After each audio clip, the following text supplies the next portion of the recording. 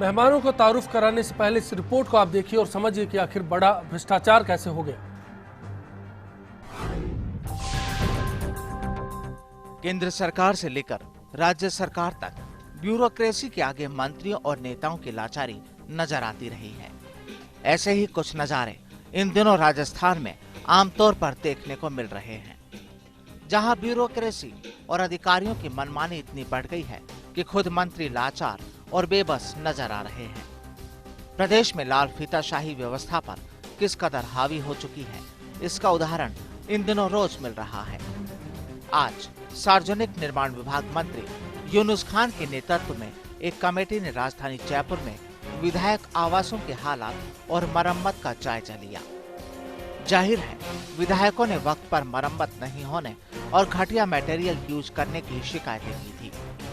खुद मंत्री ने भी इस दौरे पर माना कि विधायकों के बार बार गुजारिश करने पर भी ठेकेदार वक्त पर मेंटेनेंस का काम नहीं करते हैं। इससे पहले रविवार को स्वायत्त शासन मंत्री राजपाल सिंह शेखावत को तो एक दौरे पर ये ऐलान करना पड़ा कि वो जयपुर विकास प्राधिकरण के अधिकारियों के खिलाफ एसीबी से जांच करवाएंगे। यहाँ पृथ्वीराज नगर से आए दिन मिल रही जेडीए की शिकायतों का जमीनी सच जानने नगरीय विकास मंत्री शेखावत ने कई कॉलोनियों का हाल जाना, तो ज्यादातर जगहों से उनके महकमे के तहत आने वाले जेडीए की भ्रष्टाचार लीला और अधिकारियों की रसूखदारों से मिलीभगत का गुणगान हुआ। लोगों ने जेडीए अफसरों की कारगुजारियां उजागर की, साथ ही गुस्सा मंत्री पर उतारा। अफसरों की करतूत सामने आने पर मंत्री शेखावत ने खुलेआम माना कि पृथ्वीराज नगर में कुछ जगह शिविर चिन्हित करने से लेकर पट्टे देने में भ्रष्टाचार हुआ है। ऐसे में दोषी अफसरों के खिलाफ एसीबी जांच का ऐलान मंत्री ने किया। इन जिंदा मिसालों से उलट बीते हफ्ते बीजेपी के प्रदेश मुख्यालय पर लगने वाले मंत्री दरबार में राजस्व मंत्री अमराराम चौधरी भी बतौर फरियादी अधिकारी की शिकायत लेकर पहुंचे थे। चौधरी ने पचपदरा के सरकारी अस्पतालों में चिकित्सकों की कमी के पीछे सीएमएचओ की मनमानी की शिकायत मंत्री राजेंद्र राठौड़ से की और बीते दिनों तबादले के चलते खाली पड़े पदों को जल्द भरने की मांग की। सुनवाई कार्यक्रम में राजस्व मंत्री के साथ ही दौसा से बीजेपी विधायक शंकर लाल शर्मा भी कृषि के लिए दिए जा रहे सोलर बिजली कनेक्शन में अनियमितता की शिकायत लेकर पहुंचे। वहीं सूरसागर विधायक सूर्यकांत व्यास कानून व्यवस्था को लेकर मंत्री दरबार में पहुंची। ऐसे ही बीते गुरुवार को बायतू विधायक कैलाश चौधरी किसानों की समस्याओं को लेकर मंत्री दरबार में पहुंचे। जाहिर है, सत्ताधारी पार्टी से जुड़े ये सब लोग सक्षम हैं और जनप्रतिनिधि हैं, लेकिन मजबूरी इन पर भी हावी है। तो क्या अफसरशाही इनका भी कहना नहीं मानती, या फिर भ्रष्टाचार इतना बड़ा है कि सब नतमस्तक हैं? प्रदेश में जब सरकार के मंत्री और विधायक लाल फीताशाही से आगे इस कदर बेबस हैं, तो आम जनता के क्या हाल होंगे, ये आसानी से समझा जा सकता है। जाहिर है आपके मन में कई सवाल खड़े हो रहे होंगे, लेकिन आज हमारा सवाल है कि क्या भ्रष्ट अधिकारियों के आगे मंत्री बेबस हैं? आपकी राय का इंतजार रहेगा। firstindianews.com हमारा वेब पेज है, इसके साथ साथ फेसबुक और ट्विटर के जरिए भी आप अपनी राय हम तक पहुंचा सकते हैं। और इसी के साथ आज के मेहमानों से आपका तारुफ करा देते हैं। चर्चा में हमारे साथ में बीजेपी विधायक अलका गुर्जर जी होंगी, कांग्रेस नेता अर्चना शर्मा जी हमारे साथ होंगे, पूर्व पुलिस अधिकारी राजेंद्र सिंह शेखावत साहब हमारे साथ होंगे, पृथ्वीराज नगर संघर्ष समिति के अध्यक्ष गिरिराज सिंह खंगारोत साहब हमारे साथ होंगे, साथ ही पृथ्वीराज नगर विकास समिति के सदस्य बहादुर सिंह राठौड़ जी बातचीत में हमारे बीच होंगे। आप सभी का बहुत बहुत स्वागत है। साथ ही सबसे पहले अलका जी आपका रुख करना चाहूँगा, समझना चाहूँगा कि जो तकलीफों का जिक्र हमने जनप्रतिनिधियों के जरिए किया, क्या ऐसी ही किसी तकलीफ से हाल में आपको गुजरना पड़ा? नहीं, निश्चित रूप से नहीं, ऐसी कोई बात भी नहीं है। लेकिन चूंकि हमारी सरकार संवेदनशील और जवाबदेह सरकार है, तो ये हमारी जिम्मेदारी बनती है कि व्यवस्थाओं को जहाँ कुछ गड़बड़ है, ये नहीं कहा जा सकता कि सारे ऑफिसर्स ही भ्रष्ट है। कुछ जगह ऐसी स्थिति है तो वहाँ सुधारने की का काम भी सरकार की तरफ से ही होगा। तो मंत्री जी ने दौरा किया और उन्होंने देखा जहाँ गड़बड़ थी, तो उन्होंने इसलिए ये कहा कि अगर जरूरत पड़ी तो एसीबी की इंक्वायरी भी की जाएगी। और आप देखें उसका प्रभाव ये हुआ कि अभी एक उपायुक्त को एपीओ किया गया है और इस तरह की अगर और कोई बात आई तो जांच करके उनके खिलाफ कार्रवाई जरूर की जाएगी। ये संवेदनशीलता का परिचायक है हमारी सरकार का। बाकी ऐसा कुछ नहीं है कि जनप्रतिनिधि का काम नहीं हो रहा है। हमारे यहाँ हमने जो हमारे भाजपा कार्यालय में जो दरबार लगाए हैं वो भी इसी का है कि कार्यकर्ता और आम जनता का काम हो और प्रशासन जवाबदेह बने। मैं सबसे पहले गिरिराज जी आपके रुख करना चाहूंगा। इस बीच में मैं आपसे जानना चाहूंगा, एपीओ किया जाना उपायुक्त को लगता है पृथ्वीराज नगर के हालात बदल देगा, जो शिकायतें थी ठीक हो जाएंगी? देखिए, जैसा अलका जी ने अभी बताया उसके बिल्कुल विपरीत आज राजस्थान का शासन चल रहा है। और माननीय यूडीएच मंत्री जी ने जब 2 साल के बाद में वहाँ पे पृथ्वीराज नगर की हकीकत जानने के लिए गए तो वो स्थिति आज की नहीं है। आज तो उनको नज़र आया है, देर आए दुरुस्त आए। इसके लिए राज्यपाल जी को धन्यवाद कहूँगा कि वो गए तो सही, मगर स्थिति ये है कि पूरे जो वहाँ से 20,000 पट्टे अब तक जारी हो चुके हैं और 3 अरब के करीब राजस्व सरकार के पास जा चुका है। उसमें कहीं न कहीं सरकार की अनदेखी के कारण वहाँ का आम भूखंडदारी पिटा है, वहाँ का गरीब जो व्यक्ति रह रहा है वो पिटा है। और कुल मिलाकर 300 करोड़ रुपए पृथ्वीराज नगर ने सरकार को दिए हैं और फिर भी क्या मिला पृथ्वीराज नगर को? सवाल यही है।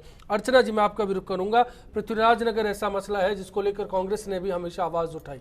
आपको लगता है कि उपायुक्त को एपीओ किया जाना, मंत्री जी कहते हैं एसीबी से जांच कराऊंगा, दोनों में से बेहतर कदम क्या होगा? और क्या उपायुक्त को एपीओ किया जाना एसीबी जांच को दबाने की बात है?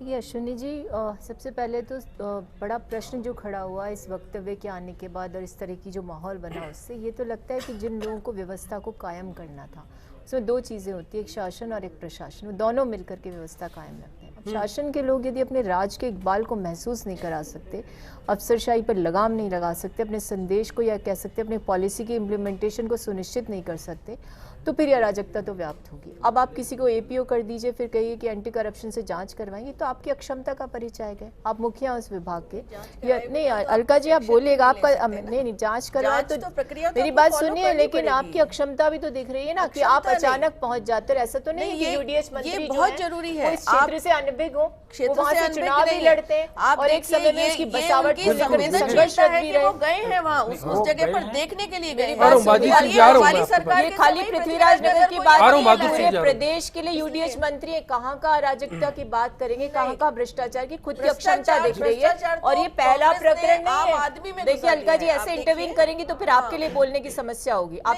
सुनने का प्रयास करिए, आपका अवसर आए तब बोलिए। सही बात बोल रही हूँ भाई। अगर एक यूडीएच मंत्री जाकर कहे मुझे एंटी करप्शन की जांच करवानी है, गृह मंत्री कहे कि पुलिस भूमाफिया का काम कर रही है, जमीनों की खरीद फरोख्त में संलग्न है, और एक चिकित्सा मंत्री कहे कि मैं शर्मसार हूँ, तो इसमें आपको बीच में बोल करके और उनका स्पष्टीकरण देने की आवश्यकता नहीं। राजस्थान की जनता भी देख रही है, हम भी महसूस करते हैं, राजस्थान की जनता देख रही है कि सरकार यहाँ पर राज कर रहा है और कितना जवाबदेह है, कितना काम करना चाहती है, अफसरों पर डाल करके, और ये दिखाना चाहता है कि यहाँ पर अधिकार। अर्चना जी, मैं इस बात का जवाब चाहता हूँ, क्या एपीओ किया जाना लगता है कि इंसाफ मिल पाएगा? देखिए, एपीओ करिए चाहे एंटी करप्शन की बात करिए, सच्चाई है कि आपकी अनदेखी के कारण सारी व्यवस्थाएं, अव्यवस्थाएं जिनको कहना चाहिए, अराजकता व्याप्त हुई है। अब आप एक फौरी तौर पर कह दें कि इस अधिकारी को एपीओ कर देते, एंटी करप्शन की जांच करा, तो आप जवाबदेही की बात करती हैं। जो व्यक्ति वहां से चुनाव लड़े, जो यूडीएच मिनिस्टर बन जाए, उनके दाग के नीचे इस तरह की अव्यवस्था कायम हो, तो आप क्या दिखाना चाहते हैं? आपने क्या देखने गए? आपको तो पता था ना, जब पृथ्वीराज नगर का आंदोलन चला, कांग्रेस का शासन, तब आप गए, तब भी जनता आपके खिलाफ थी। आपको क्या एहसास नहीं था कैसे भूमाफिया को संरक्षण मिला? आप अचानक जाते हो और जाने पर मैं बहादुर सिंह जी, आप वहां मौजूद थे, मैं आपका रुख करना चाहूंगा। कल राजपाल सिंह जी आए थे, आपने एक लंबा चौड़ा पर्चा दिया और मैंने सुना आपको कह रहे थे कि एसीबी से जांच करवाऊंगा।